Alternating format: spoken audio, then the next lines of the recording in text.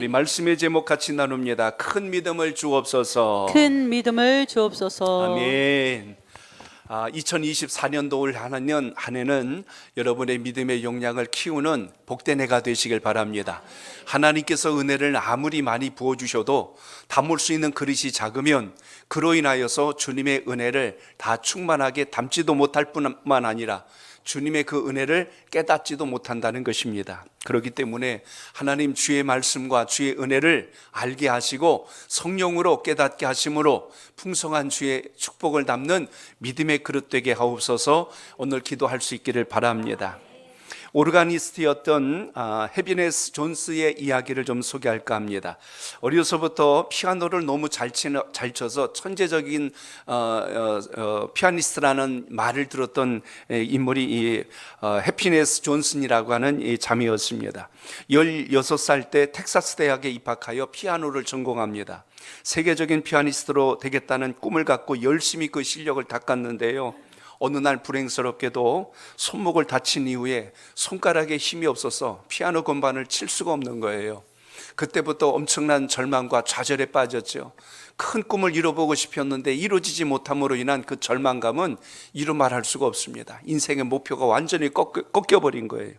상한 손목으로는 피아노 연주는커녕 그걸로 인하여서는 어떤 주님의 영광도 드러낼 수 없음을 알고 너무나 하나님을 원망하고 절망에 빠집니다. 그래서 그는 하나님께 이렇게 원망 섞인 기도를 했어요. 하나님, 저에게 천부적인 재능을 주셨는데 왜 하나님 저에게 주셨던 이 재능을 빼앗아 가십니까? 하고 그것으로 인하여 낙심하게 됩니다. 그런데 어느 날 생각을 바꾸는 거예요. 이렇게 바꾼 겁니다. 하나님, 저에게 재능을 주신 하나님께서 결코 저를 버리시지 않았다는 걸 저는 믿습니다. 분명히 하나님의 섭리가 있다는 걸 저는 소망하고 믿습니다 하고 다시 하나님을 향한 믿음의 소망을 끊지 않고 다시 주님을 바라봅니다. 하나님, 손목이 손상당했습니다. 그러나 제가 할 수 있는 일이 무엇인지 저에게 보여주세요 하고 그렇게 하나님께 기도를 드렸어요. 자신의 쓸 수 없는 그 손의 안타까움이 너무나 힘들고 절망스러운 상황이었지만, 그러나 저에게 주신 재능이 소멸되지 않도록 해달라는 그 간절한 바람을 통하여 놀라운 역사가 일어납니다. 자신의 이제 손은 제대로 쓸 수 없지만 자신에게 아직 있는 게 뭐냐면 발이에요. 내 발을 통해서, 내 다리를 통해서 할 수 있는 일은 과연 무엇일까? 그래서 찾고 찾다가 뭘 발견하게 됐냐면 파이프 오르간을 알게 된 거예요. 그 연주를 어떻게 하냐면 밑에 보면 긴 이 나무 바가 있는데 이걸 발로 막 움직이면서 이게 치거든요. 위에 이제는 건반으로 코드를 눌러주고 하는 거니까 피아노를 연주는 할 수 없지만 이 손가락으로 코드는 누를 수 있고 발로는 그 오르간의 그 페달을 밟을 수가 있는 겁니다. 이것으로 연습을 하고 이것으로 계속 자기의 재능을 멈추지 않도록 계속 그걸 통하여서 그 재능을 키워나갔죠. 드디어 기회가 옵니다. 언제 되었냐면 로버트 슐러 목사님이 교회가 수정교회인데요, 거기에 파이프 오르간을 이제 설치하게 됩니다. 어마어마한 금액을 들여서 굉장히 웅장한 $1,000,000를 들여서 큰 파이프 오르간을 설치를 했어요. 그 설치한 후에 이것을 연주할 사람을 찾고 있었는데 그때 오늘 이 해비네스 존슨을 초대해서 그날 초청 연주회를 갖게 됩니다. 그래서 그날 그 콘서트에 오르가니스트로, 그래서 그가 베일러 대학의 오르간 교수로 초빙되어서 하나님께 크게 영광을 돌리는 삶으로 바뀌었다는 이야기를 읽어봤습니다. 저는 그거를 읽으면서 감동이 된 거예요. 우리가 인생을 살면서 내가 알고 있는 방법대로 안 되면 우리 인생이 끝이라는 생각을 가질 때가 많습니다. 그런데 하나님은 이걸 뛰어넘어서 새로운 길, 새로운 방향, 인생에 도전할 수 있는 길을 얼마든지 여시는 분이 우리 하나님이란 사실을 잊지 마시고 오늘도 하나님께서 주시는 그 소망의 끈을 놓지 말고 믿음으로 전진해 나가는 여러분의 신앙이 되시길 바랍니다. 올 한 해 신년 벽두로부터 한 해 모든 세상에 돌아가는 모습을 보면 즐겁고 기쁜 일보다는 참 두렵고 떨리는 일들이 많이 일어나고 있지요. 전쟁을 비롯해서 이상기후, 또 천재지변, 또 경제적인 공황과 어려움이 계속하여 치달아오고 있는 것을 봅니다. 환율과 또 금리는 계속 상승하고 있고 불안한 경제에 대한 염려는 누구나 다 가지고 있는 것을 볼 수가 있습니다. 특히 나라적 정책과 제도가 그렇게 또 국민에게 신뢰를 얻지 못하니까 나라에 대한 원망도 많아지고요. 또 정치하는 국회의원들에 대해서 정치인들에 대한 신뢰도는 땅으로 급속히 떨어진 것을 우리가 보게 됩니다. 모든 사람들과의 관계에서 제일 중요한 게 있어요. 그건 신뢰라고 합니다. 그런데 오늘 우리가 살고 있는 이 사회가 신뢰가 무너진 사회예요. 누구도 믿을 수 없는, 누구도 그것을 인정할 수 없는 이런 어려운 상황 속에 살다 보니까 세상이 갈수록 더 불안해지고 염려 섞인 모습을 보게 됩니다. 인생의 가장 큰 위기는 이런 사회적, 환경적 위기보다 더 큰 것이 있다는 것을 우리가 오늘 말씀을 통해서 보게 되는데, 그것은 여기에 함께 병합하여서 믿음이 상실돼 가고 있는 시대라는 겁니다. 마지막 때가 되면 믿음 있는 자를 보겠느냐, 사랑이 식어갈 것이고 믿음 있는 자를 볼 수 없다고 주님께서도 말씀해 주신 게 있어요. 그러니까 뭐가 지금 없어진다는 거예요. 믿음의 모양은 있는데 믿음의 능력은 갈수록 상실돼 가고 있고, 예배의 형태는 남아있는데 예배의 본질은 자꾸만 무너져 가고 있고, 기도의 모습은 남아있는데 기도의 능력은 점점 약해져 가고 있는 이 세상 속에 우리가 살아가고 있다는 것입니다. 그렇기 때문에 우리는 오늘 본문을 통하여 다시 한 번 더 하나님께서 우리에게 주신 그 능력과 본질을 잃지 말고 다시 강력하게 붙들어서 승리하는 신앙의 역사가 함께 하시길 바랍니다.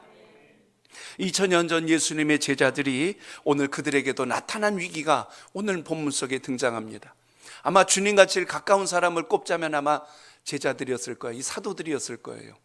주님께서 변화산에서 베드로, 요한, 또 야고보와 같이 거기에서 하나님의 역사를 보고 있을 때 산 밑에서 일어난 사건이 오늘 본문 속에 등장합니다. 오늘 여기 산 아래에서 어떤 일이 생겼어요? 오늘 여기 보니까 산 아래에 귀신 들려서 간질로 인하여 고통하는 아버지가 주님을 따르는 제자들을 찾아옵니다. 예수님 여기 계신가요? 예수님은 지금 산에 올라가셔서 지금 제자들과 기도 중에 계십니다. 그래요? 제 간절한 지금 소원이 있어 왔습니다. 뭔가요? 그랬더니 내 아들이 간질로 귀신이 들려 너무나 고통하고 있습니다. 이걸 고쳐보려고 무단히 애를 썼지만 낫지도 아니하였고, 이 아이가 너무나 절망 속에 있으니 오늘 우리 아이의 치유의 역사를 좀 나타내 주시면 좋겠습니다. 제자들이 그래서 데려오시오 하고 그 아이를 데려왔는데, 이 제자들, 남은 제자들이 열심히 그 아이를 위해서 기도하고 귀신을 쫓아내려고 했는데 아무런 능력이 나타나지 않은 거예요. 그 아버지 입장에서 말은 안 했지만 속으로 얼마나 실망했을까를 생각해 보세요. 예수님 따라다니는 제자들인데 뭐 별것도 아니구만. 아마 말은 안 했지만 속상한 마음에 그런 생각을 가질 수도 있었을 겁니다. 아무리 해도 그 아버지도 속상하지만 사실 제자들 입장에서 얼마나 민망했을까를 생각해 보세요. 그래도 명색이 주님 제자인데, 귀신이 나가는 게 아니라 좀 나가는 흉내라도 좀 났으면 좋겠는데 아무런 일도 일어나지 않으니까 제자들이 참 난감스럽습니다. 그런데 그 상황에서 이 아버지가 아이고 못 고치면 마세요 하고 아들 데리고 떠난 게 아니라 그 자리에 계속 있었어요. 누가 올 때까지? 예수님이 올 때까지. 오늘 본문에서 우리가 주목해야 될 부분이 여기입니다. 내가 바라던 인생의 소망이 당장 역사가 안 되고 응답이 안 된다고 해서 우리가 빨리 포기하고 체념하고 자리를 뜨는 것이 아니라, 오늘 이 아버지는 누굴 만나야 해결돼요? 예수님 만나야 해결됩니다. 제가 지난주도 그런 말씀 드렸어요. 신앙생활 하다 보면 시험 들었어요, 넘어졌어요, 상처받았어요. 이야기 들어보면 주님한테 받은 게 아니라 사람한테 받았더라고. 그럼 제가 궁금해진다니까요. 사람한테 상처받고 시험 들어갖고 왜 주님을 떠나냔 말이요. 예배를 안 나오고 기도를 안 하고 주님 앞에 안 가는 거예요. 주님이 잘못한 건가요? 왜 이렇게 본질을 우리가 놓치고 있을 때가 많을까를 보게 됩니다. 오늘 이 아버지는 상처받았어도 실망했어도 그 자리를 안 떠나고 누굴 끝까지 기다렸어요? 예수님을 기다립니다.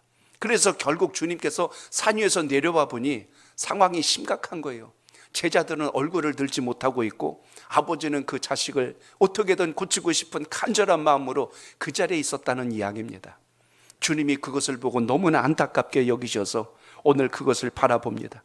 그래서 오늘 그것을 보고 주님께서 귀신을 쫓아내고 아이의 병을 완전하게 낫게 하시는 역사를 오늘 본문에서 나타내는 증거가 오늘 본문 속에 일어나게 됩니다. 제자들이 깜짝 놀랐죠. 그래, 주님이 오셔야 돼 하고 하면서도 한편에는 왜 우리는 주님과 같이 이렇게 오랜 시간 같이 다녔는데 우리에게는 왜 그 능력이 없을까? 오늘 이런 상황이 왔다는 이야기입니다. 여러분, 수많은 기도를 드리는데 왜 응답이 더디 오고 왜 응답이 이루어지지 않고 왜 내 삶의 변화는 왜 이렇게 일어나지 않고 있을까? 이런 생각이 밀려올 때 두려움이 오고 한편에는 실망이 오고 때로는 주님 믿지 말아버릴까? 라는 이런 두려운 생각까지 올 수도 있습니다. 그런데 오늘 본문에서 우리가 주목해야 될 것은 아버지가 가졌던 그 자세예요. 이걸 통해서 우리가 오늘 무엇을 회복해야 되는가? 다시 한 번 더 본질을 붙드는 능력이 여러분에게 있길 바랍니다.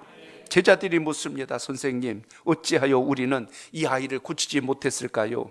어째서 우리는 귀신을 쫓아내지 못했을까요? 하고 주님께 묻는 장면이 나옵니다. 예수님께서 말씀해 주셨어요. 믿음이 적은 연곤이라, 믿음이 부족하기 때문이다라고 오늘 주님께서 말씀합니다. 결국 요지는 그겁니다. 주님, 우리에게 큰 믿음을 주옵소서. 주님을 신뢰할 수 있는 그 믿음을 우리에게 주시옵소서. 오늘 이런 본질적인 부분이 여러분 속에 살아있길 바랍니다. 시간 남아서 늦은 시간에 여기 주의전에 오신 분이 누가 있어요? 주님이 그래도 만난 그 첫사랑의 감격과 눈물을 쏟아냈던 그 기억들, 소중한 하나님의 역사를 우리가 경험하였기에 오늘 다시 한 번 더 그때의 감동과 그 기억을 가지고 주님의 역사를 사모하며 더 큰 주의 증거를 체험하려고 오늘 이 귀한 시간 주님 앞에 달려나왔는데, 오늘 우리가 가지고 있는 그 믿음의 그릇이 종직 그릇이고 우리가 가지고 있는 그릇이 깨진 그릇이라면 하나님께서 아무리 많은 복을 부으신들 그것이 담겨질 수 있을까요?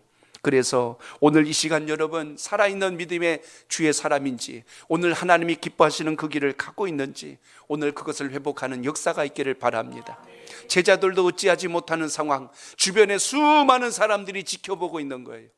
그러니 제자들이 얼마나 민망했을까를 생각해 보세요. 차라리 아이를 데리고 후미진 골목에 쑥 숨어가지고 거기서 해다가 오면 안 되네 이러고 말았으면 거기서 끝날 텐데, 주변에 많은 유대인들과 길거리에 있는 사람들이 다 지켜보고 있는 상황 속에서 아무런 일도 안 일어나니까 제자들이 얼마나 난감스러웠을까요? 주님은 오늘 그 자리에서 이런 말씀을 하십니다. 자, 17절 볼까요? 17절 시작. 예수께서 대답하여 이르시되 믿음이 없고 패역한 세대여, 내가 얼마나 너희와 함께 있으며 얼마나 너희에게 참으리요. 아멘.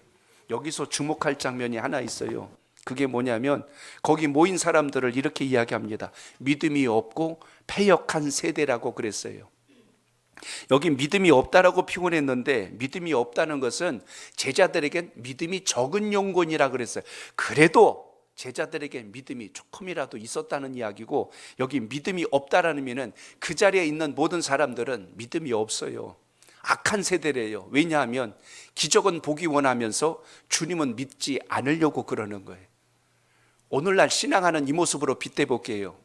예배 자리에 앉아있기는 한데 주님을 향한 믿음의 그 간절함과 그 본질이 살아있지 않는 모습이라면 오늘 주님께서 하신 말씀을 참 우리가 귀담아 들어야 한다는 겁니다. 기도의 흉내는 내고 있는데 기도의 본질과 그 의미와 가치를 우리가 얼마나 간절히 붙들고 있는가.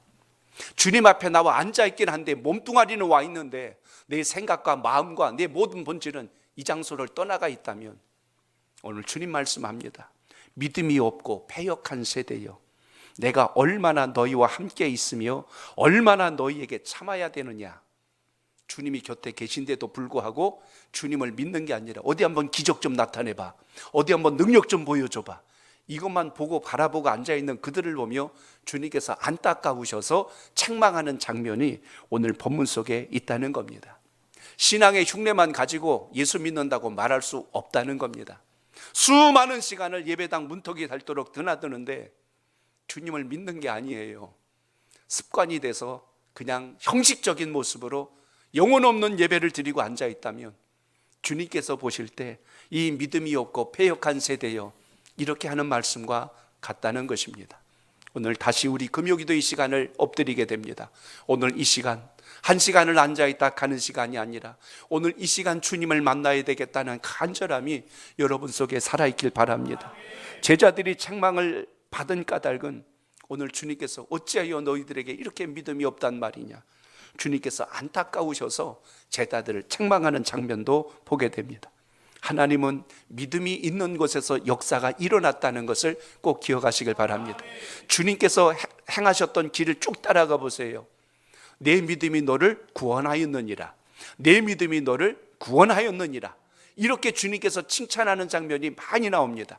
그러니까 주님은 어떤 현장에서든지 뭘 보려고 하셨냐면, 너가 무슨 병에 걸렸냐, 얼마나 병이 심각하냐, 너가 걱정하는 걱정거리가 얼마나 크냐, 그거 가지고 저울질한 게 아니라 너 믿음이 있느냐, 그거 보신 거예요. 오늘 이 밤에도 여러분 각자마다 기도의 제목이 달라요. 또 그 기도의 제목이 어떤 사람에겐 큰 것처럼 보이고 어떤 사람은 작은 것처럼 보입니다. 그러면 큰 것은 급하니까 빨리 들어줘야 될 것 같고, 작은 것은 안 급하니까 뭐 다음 주에 들어줘도 될 것 같고, 주님은 그렇게 말씀한 게 아니라, 문제의 크기를 보신 게 아니라 얼마나 주님 앞에 믿음을 가지고 나왔는가. 오늘 주님은 오늘 이 시간에도 우리에게 믿음 보기를 원하신다는 걸 잊지 않길 바랍니다. 예수님의 고향이 어디예요? 나사렛이에요. 거기에서 살고 거기서 성장하고 있었을 때, 그 동네에 나중에 주님께서 공생의 사역을 시작할 때 나타나니까 그들이 예수님을 만나고 했던 말이 뭡니까? 아니, 저 사람은 목수의 아들 아니요? 하고 그 사람들이 그러는 거예요. 아니, 전에 저 요셉 집안에서 일하고 그런 일 했던 사람 아닌가 하고 전부들 그렇게 수군거리고 있는 거예요. 그러니까 성경에 뭐라고 그랬어요? 예수님께서 그곳에서 아무 능력도 행하지 아니하시더라. 누구도 믿을 생각을 안 하고 목수의 아들 예수로만 바라보니까 그곳에서 주님의 어떤 역사도 일어나지 않고 그 자리를 떠나셨더라 말씀이 증거됩니다. 오늘 이 시간 주님께서 여러분이 만나셔야 될 주님이 되시길 바랍니다. 내가 아닌 다른 사람이 아니라 오늘 여러분이 만나야 할 주님이 될 때 거기서 역사가 시작됨을 잊지 않길 바랍니다. 그러므로 우리는 오늘 어떤 믿음을 가져야 될까요? 오늘 본문을 통하여 세 가지를 봅니다. 자, 14절 다시 읽습니다. 시작. 그들이 무리에게 이름에 한 사람이 예수께 와서 꿇어 엎드려 이르되. 아멘. 주님 앞에 와서 꿇어 엎드렸대요. 예수님의 권세를 믿어야 합니다. 주님 만나야 내 문제가 해결된다는 그 간절함이 있을 때 거기에서 역사가 시작된다는 것을 오늘 기억하시길 바랍니다. 오늘 우리가 주님 앞에 나올 때, 오늘 이 아이의, 자기 자녀의 그 병이 낫고자 하는 그 간절한 마음을 가지고 온 것처럼, 여러분이 오늘 심각하게 여기는 그 문제가 악한 영에 의해서 내 방법으로는 도저히 해결할 수 없을 때 주님의 강력하신 역사가 임하기를 바라는 소망의 기도가 여러분 속에 있기를 바랍니다. 믿음을 보여야 주님께서 일을 시작하시는데, 우리는 믿음 없는 자가 되어서 주님 하시려면 하시고 못 하시려면 마십시오, 이렇게 가서는 안 된다는 것입니다.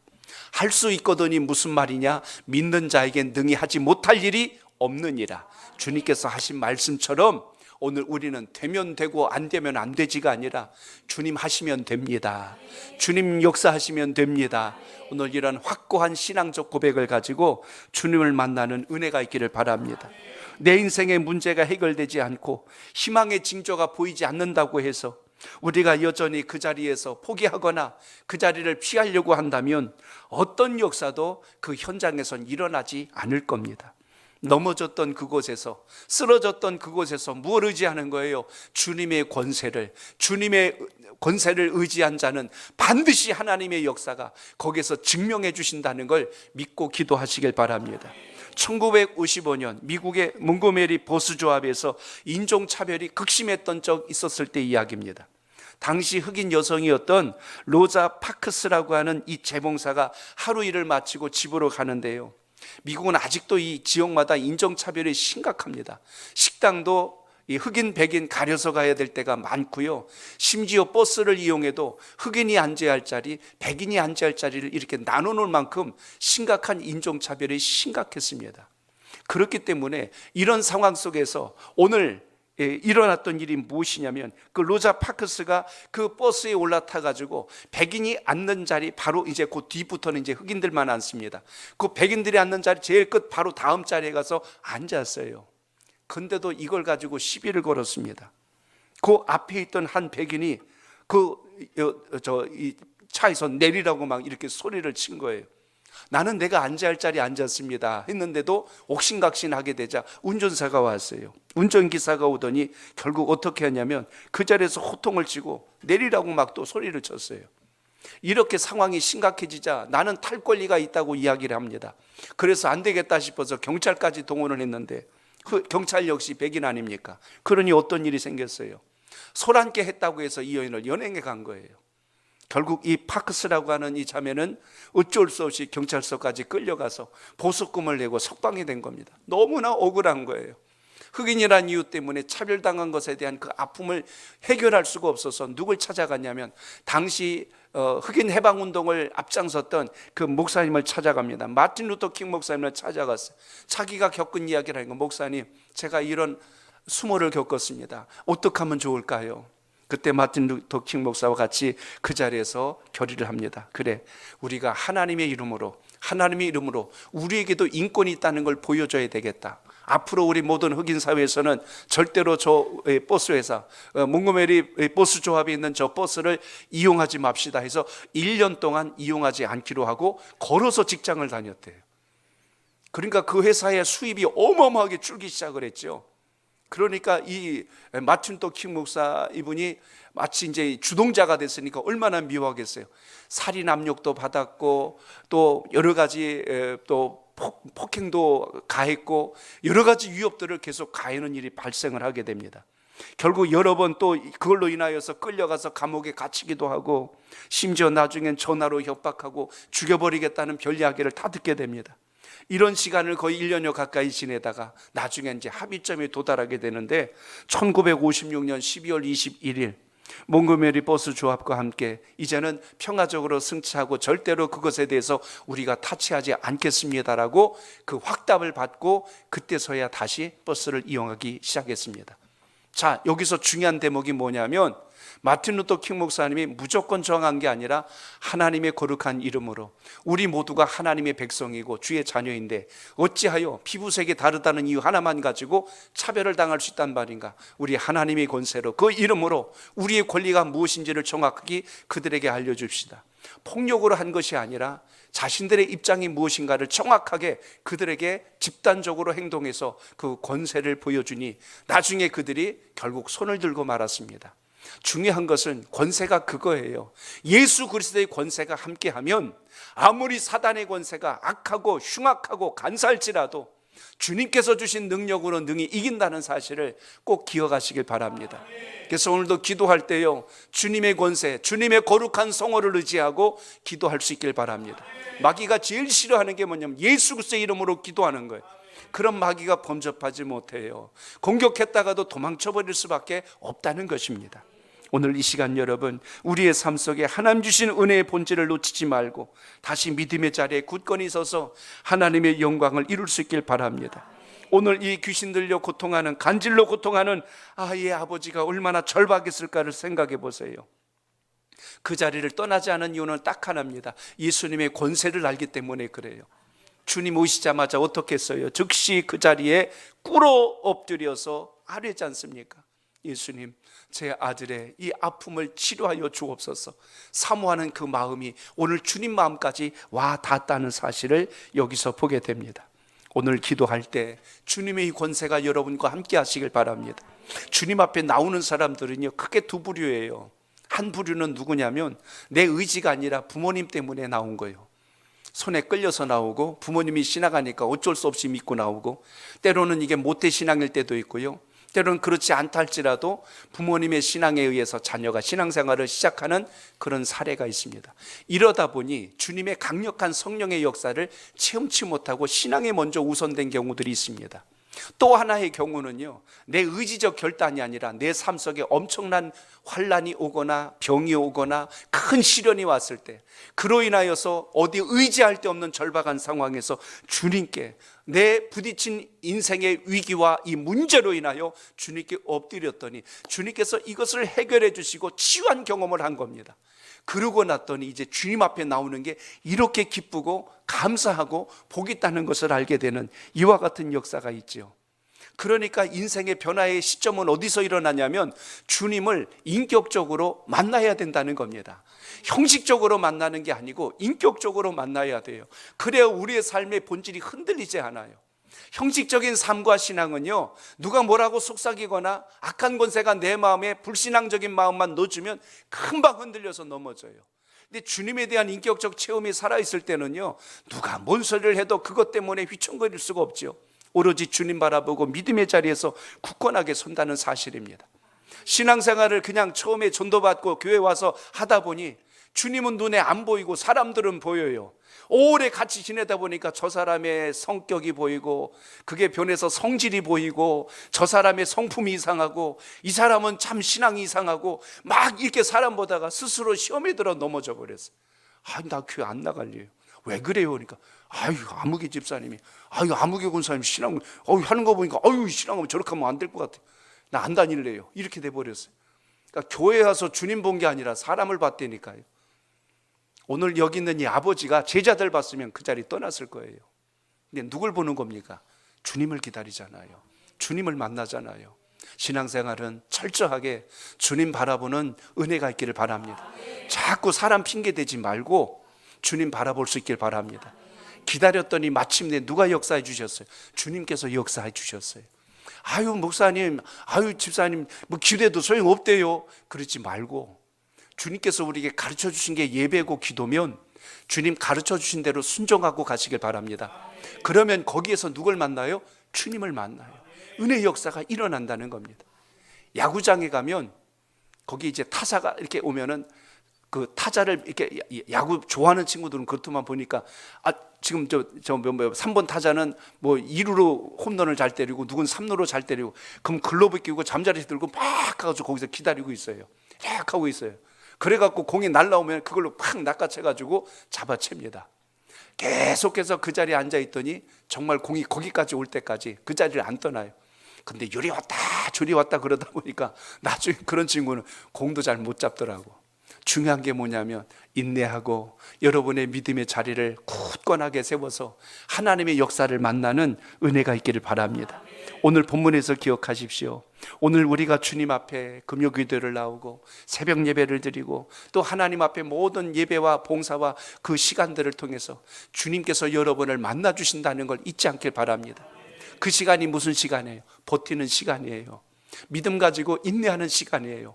하나님이 역사할 때까지 포기하지 말고 끝까지 주님을 소망할 수 있는 그 은혜가 여러분 삶 속에 있기를 바랍니다. 버스 기다리다가 버스 안 온다고 택시 탔는데 바로 이어서 버스 오면은 얼마나 여러분 속상하겠어요. 이 돈 안 들여도 되는데. 좀 요즘 택시비 버스비 비슷하죠? 아니죠? 그래도 비싸죠 택시가? 그래요. 그러니까 제 예화가 맞을 거야. 그래서 가끔 내가 뭔가를 하려고 했다가 못 기다리고 딱 떠났는데 그때 막 나타나고 그러면 막 속상할 때 있잖아요.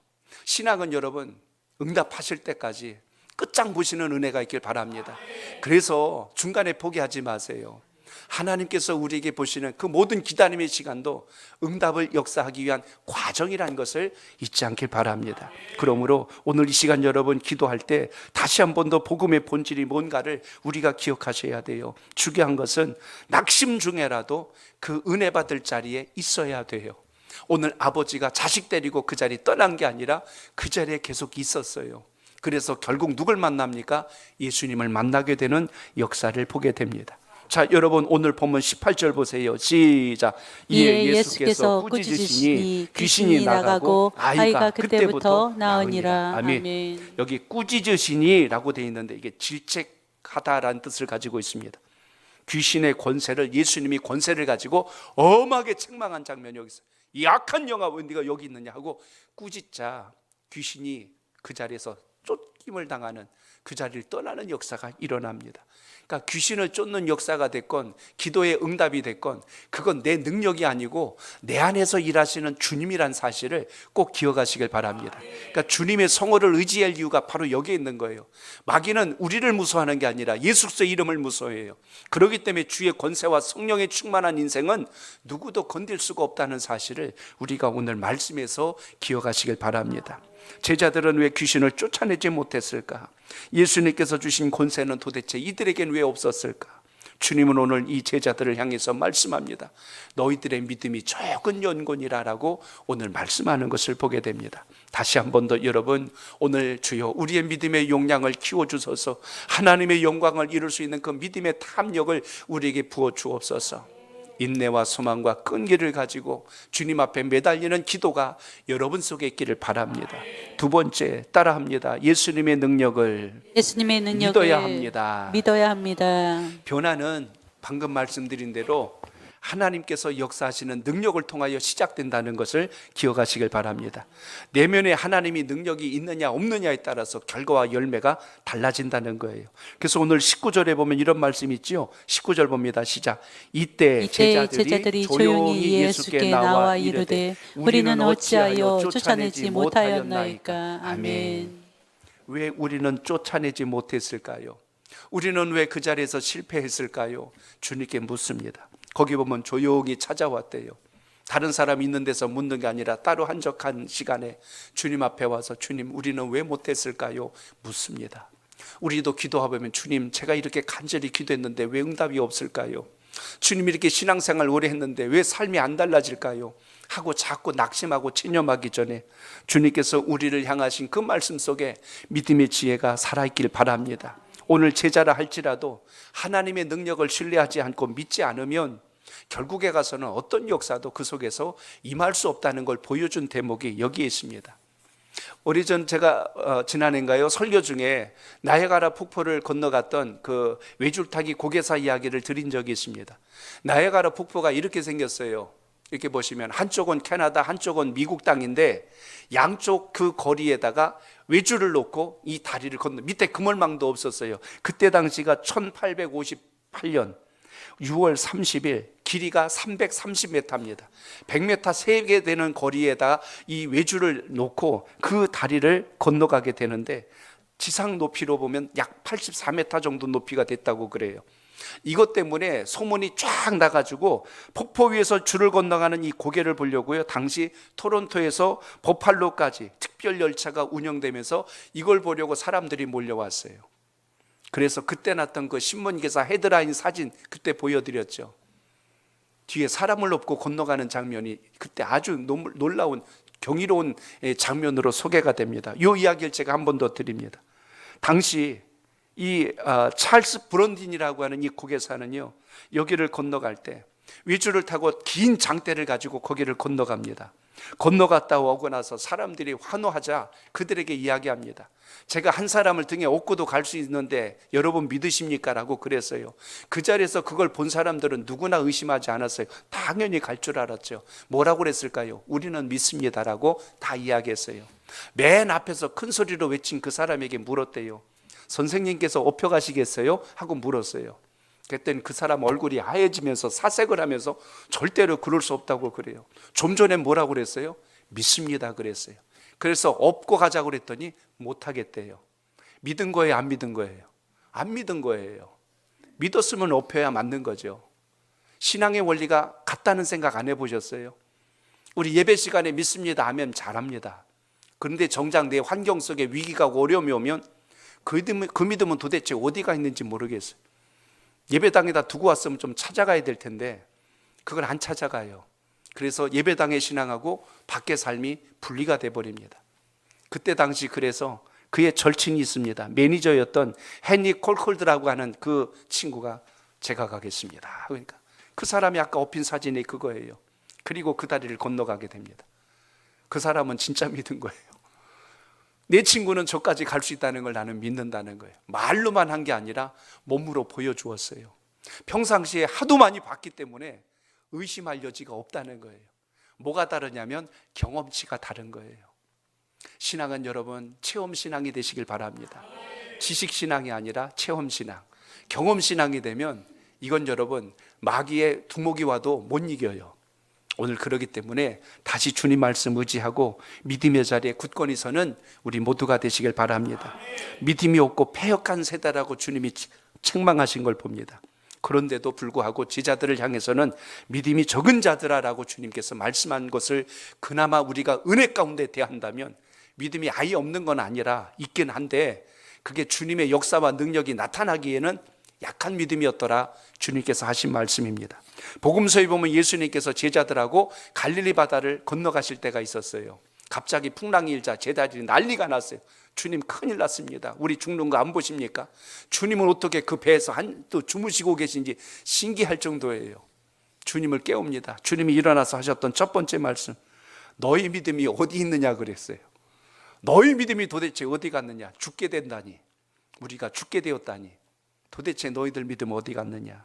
그리고 주님 바로 여기서 하신 말씀이 믿음이 적은 자들아 라고 주님께서 제자들을 난무하십니다. 우리가 주님을 의지한다는 것과 믿는다는 것 속에 정말 겉과 행함이 일치되고 있는가? 오늘 그걸 훈련하는 기도의 시간이 되시길 바랍니다. 경험치를 높이세요. 체험신앙이 그래서 중요합니다.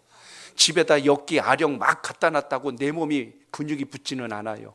그걸 들고 막 운동을 해야 몸의 변화가 일어나듯이 신앙도 우리의 마음속에 받아들이고 영접하고 먹었을 때 그것이 영적 내공이 되고 영적 근육을 튼튼하게 해서 우리의 영적 체력을 강건케 하신다는 것을 잊지 마시고 그 믿음이 여러분 속에 있기를 바랍니다.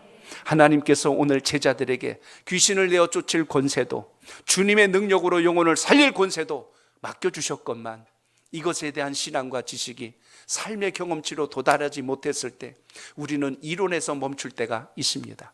오늘 귀한 시간 다시 한 번 더 주님, 우리에게 주님의 역사를 믿고 신뢰할 수 있는 능력을 더하여 주시옵소서. 기도하는 시간 되시길 바랍니다. 하나만 더 말씀드리고 맺습니다. 오늘 본문 중에 21절 읽습니다. 시작. 어디가 21절이요? 21절 시작. 없음. 네, 없음. 그러니까 왜 성경이 갑자기 달라졌나 그랬어? 없음 그랬잖아요. 언제 여기 그랬어요? 자, 저를 따라합니다. 기도의 능력을 믿어야 합니다. 그래요. 기도의 능력을 믿어야 되는데 왜 제가 이 말씀을 드렸냐면 어느 성경에는 21절이 있고 어느 성경에는 21절이 없어요. 그러니까 이 사본 가운데 있는 성경이 있고 없는 성경, 그걸 받아서 필사한 것 중에 기록된 데도 있고 없는 데도 있는데 기록된 걸 보니까 마가복음에 있어요. 그래서 마가복음 9장 28절 29절 우리 거기를 한번 읽어봅니다. 시작.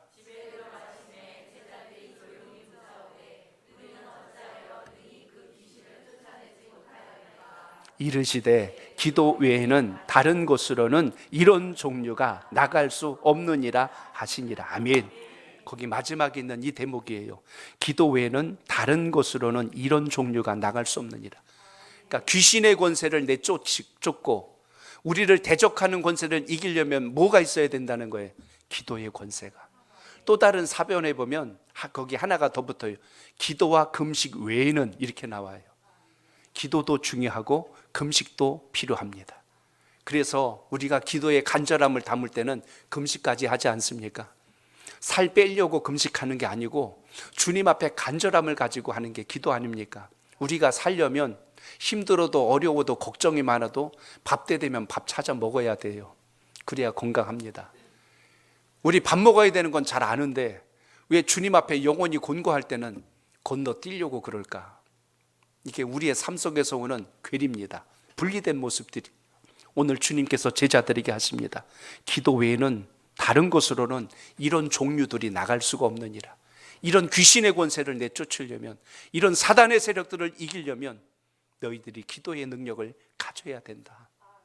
그런데 마귀가 이걸 너무나 잘 알아서 오늘 이 시대를 사는 모든 그리스도인들에게 기도의 능력을 상실하도록 방법을 만들었어요. 바쁘게 했어요. 막 바쁘게 했어요. 그래서 기도할 시간이 없어요. 예전 같으면 직분자들, 일꾼들은 새벽 깨워 기도했습니다. 금요 철야 기도했어요. 근데 과거 우리 개척 때도 40일 기도하고 했는데 이게 이제 나중에 지치니까 21일 기도로 줄어들고 21일 기도가 힘들어지니까 일주일만 하자고 그러고 이것도 힘들어서 이제 5일 특세로 바뀌어버리고 자꾸 기도가 줄어들어요. 기도가 작아져요. 그러면 작은 만큼 엑기스가 있고 더 강력해져야 되는데 기도의 능력과 그 힘을 우리가 상실해 간다면 마귀 좋은 일을 하고 있다는 이야기죠. 그래서 여러분 기도의 능력을 상실하지 않길 바랍니다. 하나님의 일꾼으로 감당하시려면 마귀가 건들면 쓰러지지 않아야 되잖아요. 왜 권사고 왜 장로고 왜 집사였냐면 기도하는 사람들이었기 때문에 그래요. 그래서 교회에서 신앙이 약한 분들은 찾아와서 신앙 상담하고 인도하는 거예요. 집사님, 권사님, 장로님 기도해 주세요. 여러분 누구에게 찾아가 기도 부탁하십니까? 오늘 여러분 기도의 권세가 살아있는 하나님의 사람 되시길 바랍니다. 오늘 말씀을 통하여 기억하세요. 기도를 지금 강조하고 있다는 겁니다. 저를 따라합니다. 기도의 능력을 믿어야 합니다. 그래서 기도할 때마다 주님을 부르시고, 기도할 때마다 주님을 의지하시고, 기도할 때마다 하나님께서 응답하심을 꼭 믿기를 바랍니다. 기도는 허공에다 쏟아내는 메아리가 아니고 녹두리나 하소연이 아니고 하나님의 일하심을 움직이는 그 시작 버튼과 같은 게 기도입니다. 주여 하고 부르는 순간 주님께서 왜 어떻게 할까? 이미 주님은 일을 시작하고 계셨다는 것을 기억하시길 바랍니다. 그래서 여러분 가까이 있는 이 사람이 소중하듯이 주님을 가까이 할 수 있도록 그 능력이 여러분과 함께함을 오늘도 기억하시길 바랍니다. 부부가 가까이 지내니까 자주 부르잖아요. 여보 여보 그러잖아요. 옆에 있으니까 항상 자꾸 부르니까 가까워지잖아요. 어떤 분은 하도 부르다 보니까 여보가 원수가 됐다고 그래요. 근데 그 원수 되는 게 아니라 가까울수록 귀한 거예요. 가까울수록 소중한 겁니다. 신앙생활도 하나님 앞에 와서 주여 주여 자꾸 부르니까 주님하고 여러분하고 가까워지듯이 성도들 가운데도 목장들도 각 기관도 자주 만나고 교제할수록 가까워지고 친밀도가 높아져서 거기에서 주님의 역사도 능력도 함께 한다는 걸 기억하시길 바랍니다. 그래서 여러분 주님을 가까이 하는 믿음의 기도가 오늘 살아있길 바랍니다. 주주밀러 목사님 이야기를 여러분 너무나 잘 아실 거예요. 5만 번 기도해서 응답받은 사람 하는 그 타이틀을 가지고 그 책도 나온 거 아시지 않습니까? 얼마나 기도를 많이 했고 얼마나 능력 있는 기도를 했기에 5만 번이 넘도록 응답을 받았을까? 그 기도가 전부 응답된 사람이란 책으로 해서 주주밀러 목사님의 생애를 기록한 책에 나온 한 부분을 제가 좀 인용할게요. 거기에 보면 1836년 1월 16일 일기에 이런 내용이 나와요. 제가 그대로 좀 인용하겠습니다. 거기 썼던 기도 내용이에요. 최근 고아원을 세우겠다는 생각이 들었을 때 기도부터 시작했다. 고아 사역 말고도 다른 사역으로 일손이 딸리는 내가 그 사역의 도구가 되는 것이 하나님의 뜻인지 확실하지 않았기 때문이다.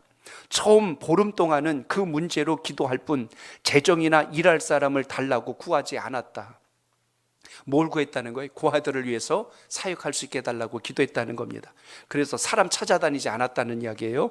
그러나 12월 5일을 기점으로 기도 제목을 바꾸기 시작했다. 나는 하나님께 고아원으로 사용할 수 있는 집을 달라고 기도했다. 또 1,000파운드나 달라고 구했으며 고아들을 돌볼 사람들을 달라고 기도했고 가구와 고아들이 입을 의복을 보내달라고 기도했다.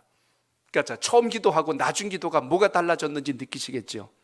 고아원을 세우게 하옵소서라고 이렇게 기도했는데 기도가 이제는 구체화됐다는 이야기입니다. 하나님께 고아원을 또 쓸 수 있는 집을 주시고 그리고 거기에 쓰여질 재정을 주시고 그들을 돌볼 사람도 붙여주시고 또 거기에 쓰여야 될 가구와 또 그릇들도 필요하니 그것도 주시고 그리고 고아들이 입을 의복도 보내주셔서 기도가 굉장히 구체적으로 디테일하게 지금 들어갔다는 이야기입니다. 그리고 나서 며칠이 지나지 않아서 어느 부부가 보낸 편지 한 통을 받았다고 해요. 편지 내용엔 이렇게 기록되어 있습니다. 만일 저희 자격을 인정하신다면 고아 사역을 위해 봉사하기를 원합니다. 저희 모든 가구들을 고아원에 기부하고 싶습니다. 편지가 왔어요. 우리의 기도가 주님께 간절해지고 깊어지고 구체화될 때 하나님께서 일하시는 역사가 피부로 느낄 만큼 가까이 다가온다는 것을 오늘 기억하시길 바랍니다. 연초에 기도 제목들을 우리 교회 여러분들이 적어주셔서 제가 매주 시작할 때 꼭 기도 제목을 놓고 기도하고 또 한 주간을 시작합니다. 그 제목 속에 많은 기도 제목들이 있어요. 하나님, 이 가정에 소원하는 기도가 있사오니 이것을 꼭 이루어주시고 성취하여 하나님의 영광이 나타나게 하옵소서. 조목조목합니다. 간혹 어떤 기도 제목은 그래요. 주님께서 다 이루어주실 줄 믿습니다. 더 읽을 게 없어요. 그냥 거기서 끝나버립니다. 물론 주님 아시겠지요. 그런데 구체적인 기도 속에서 하나님의 일하심을 보는 거하고 두리뭉실한 기도 속에서 일어나면 이게 긴가민가 기도라고 그래요. 이게 하나님이 하신 건가 아니면 우연이 된 건가 이 확신이 안 서요. 근데 구체적인 기도가 여러분의 간구 속에 꼭 함께 하시길 바랍니다. 그러므로 오늘 본문이 우리에게 주신 말씀 한 번 더 정리합니다. 20절을 읽겠습니다. 20절 시작. 진실로 너희에게 이르노니 만일 너희에게 믿음이 겨자씨 한 알만큼만 있어도 이 산을 명하여 여기서 저기로 옮겨지라 하면 옮겨질 것이요 또 너희가 못할 것이 없으리라. 아멘. 여기 보면 명하여라는 말이 나옵니다. 이 산을 명하여 여기서 저기로 옮겨지라 하면 옮겨진대요. 명한다는 뜻이 원문에 보면 이렇게 해석되어 있어요. 믿음으로 선포하는 기도래요. 내가 알고 있는 상식으로 하는 기도가 아니고 믿음으로 선포하래요. 예수 그리스도로 명하노니 주님의 뜻대로 이렇게 될지어다 하고 주님의 이름으로 선포하시길 바랍니다. 그렇게 기도하십시오. 여러분의 기도를 내 생각의 틀 안에 가둬놓지 말고 주님께서 하실 것을 다 믿고 의탁하여 구하는 기도가 되시길 바랍니다. 그럴 때 주님께서 일하시는 역사가 우리 삶 속에 선명하게 증거되며 나타난다고 오늘 말씀하는 것을 보게 됩니다. 결국 여러분, 기도 응답을 믿고 기도하는 거하고 막연한 기도하고는 차원이 다르다는 겁니다. 돈이 없는 것이 아니라 믿음이 없는 거예요. 하나님이 하실 것을 우리의 생각과 상식선에서 끊어내고 있다는 이야기예요. 그러므로 하나님의 일하심을 믿고 소망 중에 기도하셔서 아버지의 역사를 경험하는 그 능력의 기도가 여러분 삶 속에 있기를 바랍니다. 오래전 우리가 이 교회를 건축할 때 이 앞에 조그만 땅 앞에 있었잖아요. 지금 주차장으로 쓰는 땅이요. 처음엔 거기가 밭이었어요. 다른 분이 가지고 있는 집은 23평 정도 되는 땅입니다. 그분에게 이거 우리 건축할 때니 여기 좀 내달라고 했더니 죽어도 안 파는 거예요. 손도 대지 말래요. 우리 처음 여기 건축하셨을 때 보신 분들 많이 계실 겁니다. 많이 기도했어요. 저도 사모님도 기도했어요. 하나님 어찌할까요? 그래서 기도를 이렇게 했어요. 하나님, 저 땅 주인이 돈이 필요하게 하옵소서. 저 땅 주인이 돈이 필요하게 하옵소서. 그리고 나서 1년 남짓 지났을까요? 직접 찾아오셨어요. 길지어 타고 아들이 밀고 왔어요. 얼마면 사시겠냐요? 그때는 원하는 대로 준다고 그랬는데 안 판다고 그랬고 다음에는 얼마면 사시겠어요? 이렇게 왔어요. 저는 그때 하나님의 일하심을 보았습니다. 오늘 여러분, 믿음과 신앙이란 건 그겁니다. 요행과 우연을 바라는 게 아니라 하나님의 일하심을 경험하는 신앙이 여러분의 믿음 되시길 바랍니다. 왜 하나님이 여러분을 하나님의 사람으로 주님의 일꾼으로 하나님의 청지기로 세워주셨을까요? 복을 부으시고 담으려고 불러주셨는데 우리 스스로 그 그릇을 제한하고 우리 스스로 주님을 바라보지 못하고 환경과 현실에 안주하고 있다면, 만약 오늘 이 아버지가 제자들만 바라보고 아들 데리고 그 자리 떠났다면 그 아이는 여전히 아픔과 질병에서 벗어나지 못했을 겁니다. 하나님은 믿음의 기도를 통하여 사람도 붙여주시고 환경도 바꿔주십니다. 그게 성경의 약속이에요. 사람의 이야기가 아니고 성경의 약속입니다. 내 마음의 의지적인 고백이 아니고 하나님께서 주신 말씀의 의미가 이와 같다는 것을 기억하시고 오늘 이 역사가 여러분 속에 살아있길 바랍니다. 마틴 루터가 종교개혁을 하면서 많은 어려움이 있었습니다. 그의 친구였던 멜랑크톤이 그를 찾아왔어요. 걱정을 합니다. 루터에게 편지를 보냈어요. 루터, 자네 요새 어려운 일 없는가 하고 물어봤어요. 왜 없었겠어요? 종교개혁이 쉽겠습니까? 반대하는 세력들이 얼마나 많았을까요? 그때 루터가 이렇게 답장을 보냈다고 합니다. 언제 우리에게 문제가 없었던 때가 있었습니까? 문제가 아니라 믿음이 없는 것이 문제지요 라고 보냈어요. 내가 가지고 있는 기도 제목이 문제가 아니라 믿음이 없는 것이 문제예요. 그게 기도 제목이래요. 오늘 다시 한 번 더 하나님이 은혜 주시고 복을 주실 때 찾을 그 한 사람이 있다면 오늘 이 시간 기도하는 여러분이 되시고 기적과 축복의 주인공들이 되시기를 주의 이름으로 축복합니다. 간증은 우연히 일어나는 것이 아니라 하나님의 역사를 체험하고 경험한 인생들을 통하여 하나님의 일하심이 나타난다는 걸 잊지 마시고 오늘 다시 한 번 더 이 귀한 시간 기도로 주님께서 부르셨을 때 복을 주시고 응답하시려고 우리를 부르셨을 때 여러분의 믿음의 용량을 바꾸시고 여러분의 믿음의 관점을 바꾸시고 하나님의 기뻐하심 가운데 구할 수 있는 역사가 오늘 다시 한 번 더 이 시간 주님께 구하는 시간이 되시기를 주의 이름으로 축복합니다. 말씀 맺습니다. 믿음이 없는 세대에서 살아가기 위해서 우리에게 필요한 게 있다면 믿음이 아닐까 싶습니다. 하나님의 능력을 믿고 기도하고 있는가? 하나님의 권세가 회복되어 있는가? 그리고 하나님께 기도하는 믿음을 통하여 마귀를 이기고 있는가? 오늘 기도할 때 주님의 이 역사가 여러분과 함께 하시길 바랍니다.